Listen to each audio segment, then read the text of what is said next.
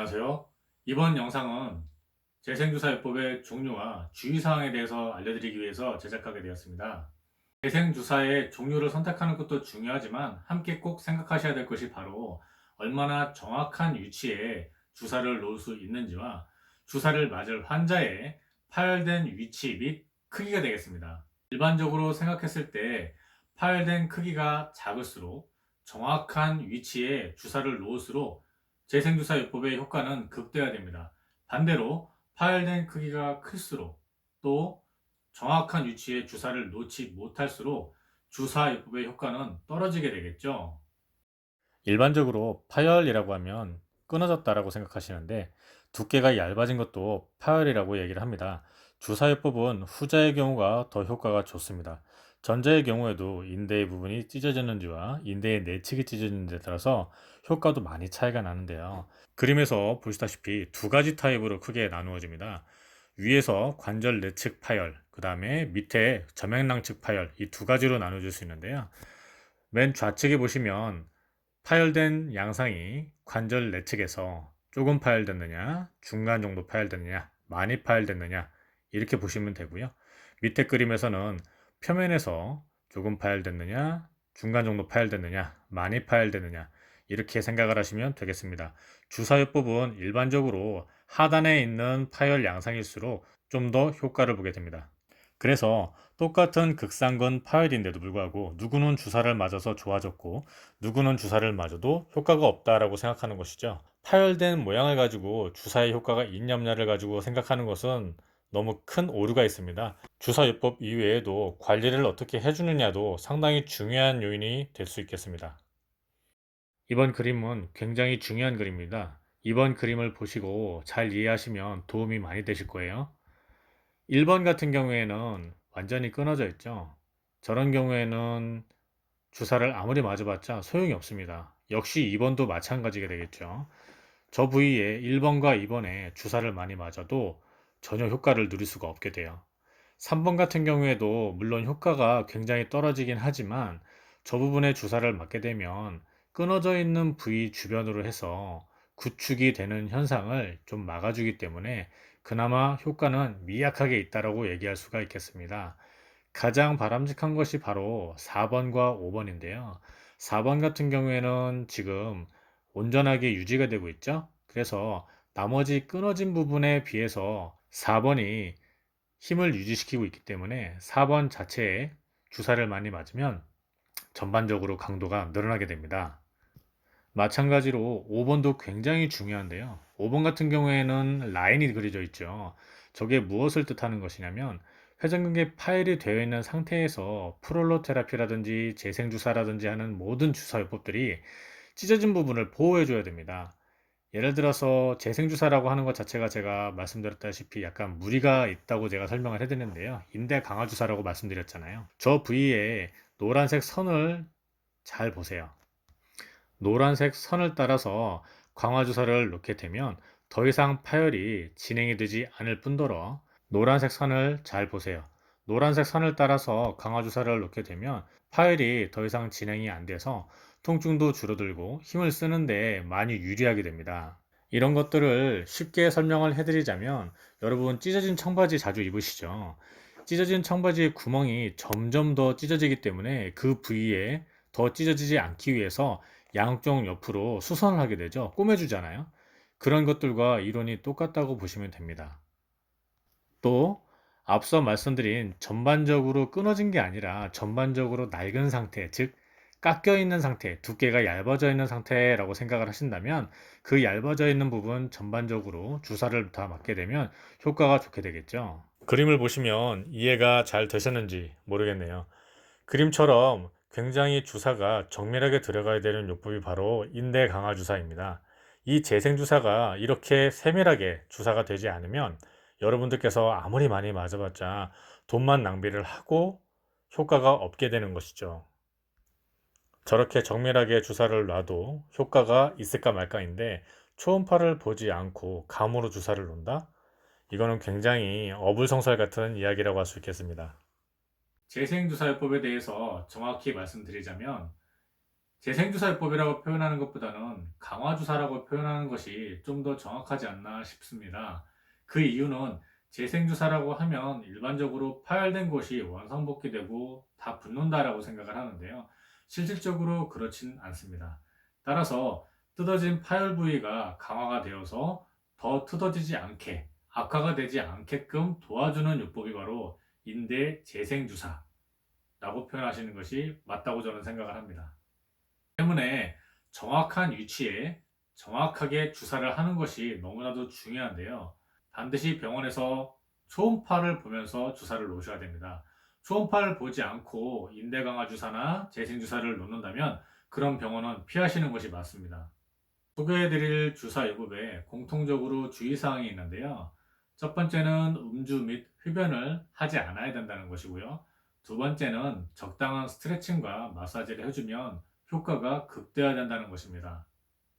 음주 및 흡연은 상처 부위의 회복을 방해하게 되는데요. 음주를 하게 되면 사실상 우리 몸은 음주를 해독하는 데 좀 더 집중을 하게 되고 상처 부위를 회복하는 것은 2순위로 밀려나게 됩니다. 또 상처 부위나 주사를 맞은 부위에 미세한 출혈이나 염증이 있을 경우에는 오히려 상처를 악화시키기 때문에 음주는 하지 않으시는 것이 좋습니다. 흡연 같은 경우에는 모세혈관들이 수축을 하게 되는데요. 그 수축된 모세혈관이 우리 몸의 힐링 과정을 방해하게 됩니다. 실질적으로 주사요법을 하게 되면 모세혈관의 증식을 통해서 힐링되는 물질들을 상처 부위에 많이 이동을 시키는 과정을 우리는 겪게 되는데요.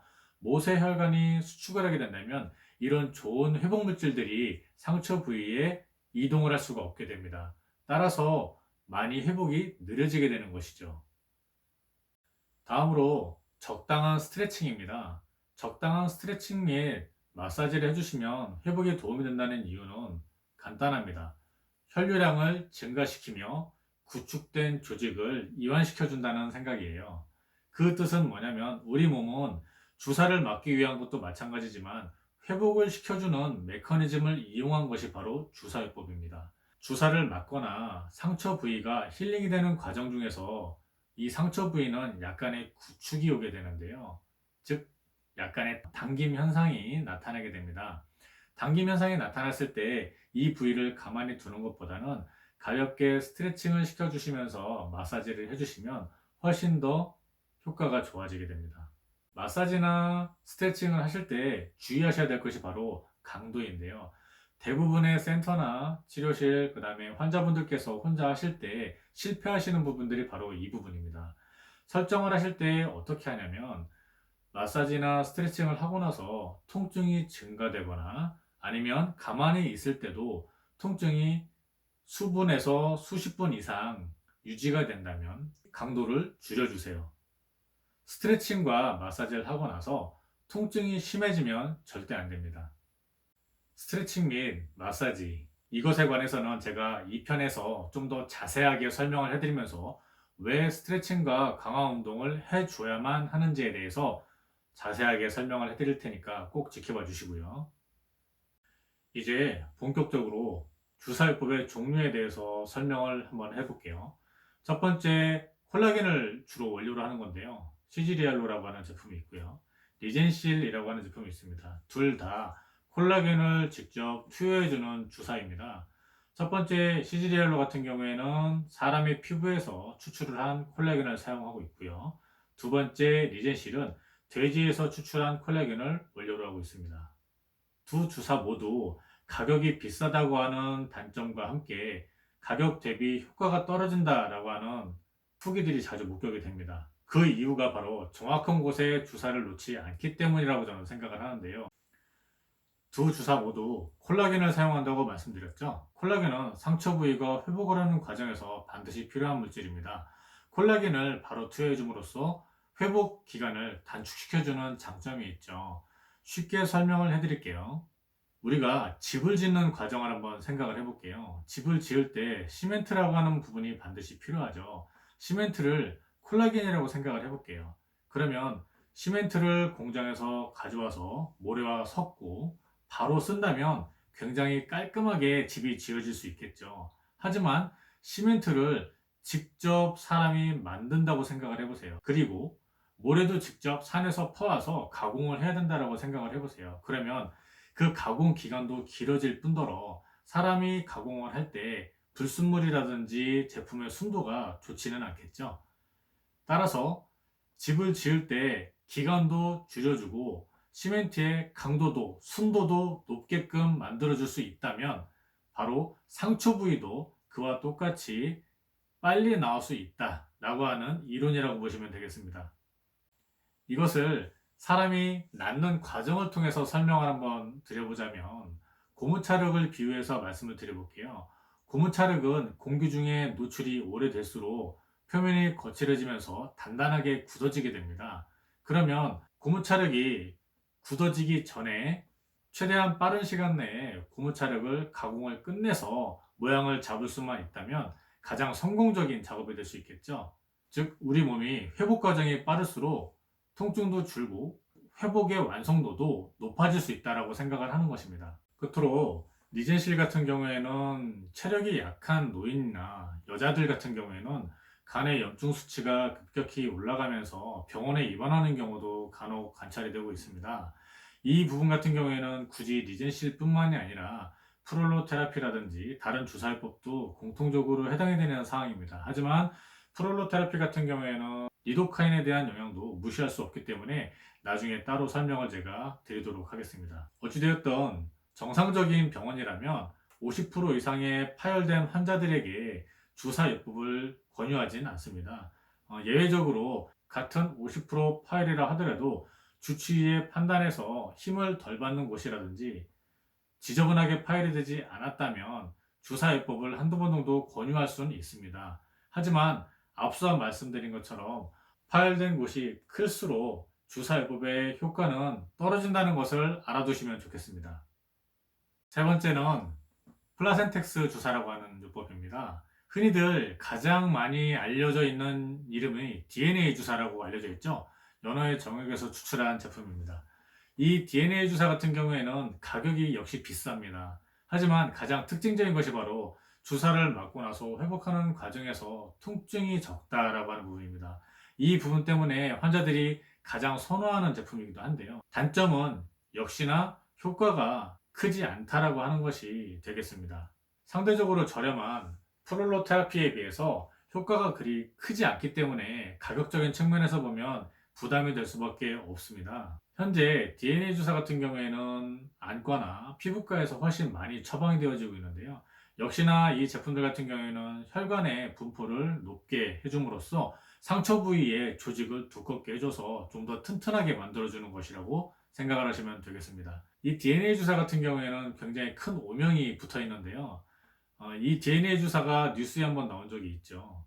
일부 병원들에 국한되어 있는 이야기이긴 하지만 DNA 주사라고 해놓고 프롤로 주사를 놓는다던가 아니면 DNA 주사가 한 앰플당 정해져 있는 용량이 있는데요. 그 용량을 다 쓰기 싫으니까 희석을 시켜서 쓰는 경우가 있습니다. 그렇기 때문에 효과가 더 떨어지게 되는 것이죠. 네 번째, 프롤로 테라피입니다. 프롤로 테라피는 우리나라에 들어온 지 10년이 넘은 요법입니다. 그래서 굉장히 임상도 많고 또 가격도 저렴하기 때문에 많은 병원에서 근골격계 환자들에게 사용하고 있는 주사입니다. 프롤로라고 하는 것은 사실 주사요법의 명칭이고요. 이 프롤로의 주 원료는 고농도 포도당입니다. 원래 초반에는 10% 정도의 포도당을 썼었는데요. 일반적으로 우리가 수액이라고 하는 포도당 같은 경우에는 5% 정도죠. 하지만 근골격계에 주사를 하고 있는 프롤로 테라피에 쓰이는 주사요법의 포도당의 농도는 10에서 25%까지 다양하게 존재를 하게 됩니다. 이 퍼센테이지가 높아질수록 사실은 통증이 증가하게 되는데요. 워낙에 아픈 주사이기 때문에 퍼센테이지가 높아질수록 환자들의 고통이 더 세집니다. 반대로 생각을 하자면 통증은 늘어나지만 그만큼 효과는 강하다라고 할 수 있겠네요. 앞서 소개한 주사들과는 달리 플루로 테라피 같은 경우에는 우리 몸이 회복하는 과정에 직접적으로 물질을 투여해 주는 것이 아니라 회복을 하는 과정을 이용한 제품이라고 보시면 되겠습니다. 무슨 내용이냐면 염증을 일으켜서 우리 몸의 회복 과정을 더 증대시킨다라고 생각을 하면 되겠습니다. 고농도의 포도당을 넣어줌으로써 우리 몸에서는 외부에 나쁜 물질이 들어왔다, 상처가 생겼다라고 생각을 하게 되고, 그 상처 부위를 회복하기 위해서 많은 회복 물질과 성장 인자들이 상처 부위에 집중을 하게 됩니다. 그러면서 상처 부위가 더 튼튼하고 강하게 회복을 하게 되는 그런 원리를 이용한 것이 바로 프롤로 테라피라고 하시면 되겠습니다. 프롤로 테라피의 경우 염증을 일으키는 제품이기 때문에 주사를 맞고 나서 개인차에 따라 이틀에서 5일까지는 극심한 통증이 찾아오게 됩니다. 주사를 맞은 당일에도 통증이 심한데요. 보통 한 대를 맞는 것이 아니라 여러 대를 맞기 때문에 주사로 인한 통증이 심합니다. 그래서 병원에서는 리도카인이라고 하는 국소 마취제를 사용하기도 하는데요. 이 국소 마취제를 이용해서 전문적으로 프롤로 테라피를 하시는 분들께서는 정확한 위치에 주사가 들어갔는지를 판단하는 요소로 사용하시기도 합니다. 무슨 내용이냐면 주사를 놔서 마취를 시켜주는 거예요. 한마디로 해당 부위에 주사를 프롤로 테라피를 놔서 움직여 보게 합니다. 그러면 마취가 되어서 통증을 못 느끼게 되겠죠. 정확한 위치에 주사가 들어갔다면 마취가 됐기 때문에 통증이 경감하게 됩니다. 만약에 다른 위치에 주사를 놨다면 마취된 조직과 통증을 느끼는 조직이 따로 있기 때문에 통증을 계속 느끼게 되겠죠. 그래서 숙련된 의사들 같은 경우에는 이런 마취제를 가지고 정확한 위치에 들어가는지 안 들어가는지를 판단하는 하나의 기술로서 사용하게 됩니다. 하지만 프롤로 테라피의 경우 평소 간질환이 있거나 지루성 피부염이 있거나 류마티스가 있는 분들 같은 경우에는 굉장히 조심하셔야 됩니다. 심한 염증이나 급성 감염으로 인해서 응급실에 내원하는 경우도 왕왕 있기 때문에 반드시 환자분들께서는 의사 선생님에게 이런 부분들을 먼저 알려주셔야 해요. 또 프롤로 테라피 같은 경우에는 관리하는 것도 약간 달라지게 되는데요. 프롤로 테라피 같은 경우에는 소염 진통제를 먹으면 안 됩니다. 파스나 스테로이드 같은 염증을 줄여주는 제품들을 복용을 하게 되면 주사의 효과를 떨어뜨리게 되는데요. 주사의 원리 자체가 염증을 일으키는 제품이잖아요. 하지만 염증을 줄여준다면 효과가 떨어질 수밖에 없겠죠. 그래서 파스라든지 이런 염증을 줄여주는 제품을 절대 사용하시면 안 됩니다. 그럼에도 불구하고 너무 아파서 못 견디겠다라고 하시면 주사를 맞는 병원에다 얘기를 하시면 비스테로이드성 약을 처방을 해주세요. 그것을 복용을 하면서 이겨내셔야 됩니다. 만약에 약을 복용하지 않은 상태에서 한번 견뎌보겠다 라고 생각을 하시면 일반인들께서는 냉찜질을 좀 해주시면 도움이 될 수 있습니다. 대부분 아프면 병원에서 온찜질을 많이 해주게 되는데요.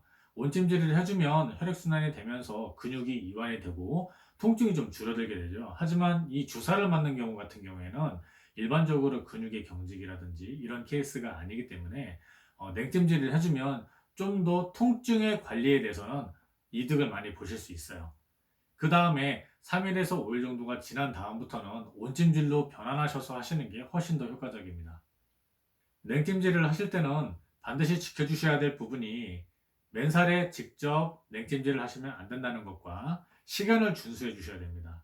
냉찜질을 하게 되면 통증이 줄어들기 때문에 오랜 기간 동안 하시려고 하는데요. 그렇게 되면 오히려 우리 몸은 방어 기전이 작동을 하게 돼서 혈관이 수축이 되는 게 아니라 훨씬 더 혈관이 확장을 하게 됩니다. 그러면 혈류량이 증가하게 되면서 통증이 늘어나게 됩니다. 회복을 하는 과정에서는 혈관이 확장돼서 성장 인자나 회복 물질들이 많이 이동을 하는 것이 득이 되는데요. 주사를 맞은 당일이나 그 다음날 같은 경우에는 상처가 났기 때문에 그 부위의 출혈이라든지 통증이 심할수록 좋지 않습니다. 그래서 온찜질보다는 냉찜질이 좀 더 효과적이다라고 말씀을 드리는 것입니다. 다섯 번째, PRP 주사입니다. 자가혈장이라고 생각을 하면 되는데요. PRP 주사는 2년 전만 하더라도 우리나라에서는 불법이었습니다. 합법적으로 사용할 수가 없었는데요. 2년 전에 드디어 승인이 나서 이제 팔꿈치 같은 경우, 테니스 엘보나 골프 엘보 같은 경우에는 PRP를 적용을 할 수가 있게 되었습니다. PRP 같은 경우에는 환자 본인의 피를 뽑아서 피 안에 들어있는 성장인자, 즉 혈장을 추출을 해서 다시 그 혈장만을 상처 부위에 넣어주는 요법입니다. 미국 같은 경우에는 혈장을 좀 더 증폭시켜주는 키트를 사용해서 PRP를 사용하기도 하고요. 우리나라 같은 경우에도 병원에 따라서 외국 키트를 사용을 해서 혈장을 더 증폭시켜서 사용하는 부분들도 있고, 직접 혈장만을 추려서 키트를 사용하지 않고 직접 투여를 해주는 병원들도 있습니다. 콜라겐 주사를 앞서 말씀드리면서 무균을 제가 강조했었죠. PRP 때문에 그런데요. PRP라는 것은 한마디로 몸 안에 있는 피를 주사기를 통해서 추출을 한 다음 기계에 넣어서 원심 분리기를 통해서 혈장만을 추출하게 됩니다. 혈장만을 다시 뽑아서 몸 안에 다시 투여를 하게 되는데요. 한마디로 공기 중에 노출될 수 있는 가능성이 커집니다. 공기 중에는 수많은 바이러스나 세균들이 있게 되겠죠. 그래서 오염의 가능성이 항상 존재를 하게 됩니다. PRP 같은 경우에는 반드시 무균실에서 추출을 해야 되는 요법 중에 하나입니다. PRP 같은 경우에는 성분으로만 보면 앞서 말씀드린 리젠실이나 시지리알로, 그다음에 DNA 주사 같이 플라센텍스죠. 그런 제품들과는 달리 가장 성장 인자만을 투여를 해주기 때문에 성분만으로 본다면 가장 효과가 좋고 기대가 되는 제품이라고 할 수가 있겠습니다. 하지만 PRP 역시 회전근개 파열이라든지 좀 더 광범위한 파열에는 적용하는 것이 아직까지는 효과가 크게 보고가 되지는 않고 있습니다. PRP의 단점이라면 역시나 이 제품도 너무 비싸죠. 원심 분리기도 써야 되고 공정이 워낙에 여러 가지가 겹치다 보니까 가격이 올라가는 건 당연하다고 생각을 합니다. 하지만 이것뿐만이 아니라 앞서 말씀드린 4가지 주사 요법에 비해서 가장 주사를 맞을 때 통증이 심하다고 하는 단점도 있습니다. PRP 주사를 맞으실 때 환자분들이 많이 우세요.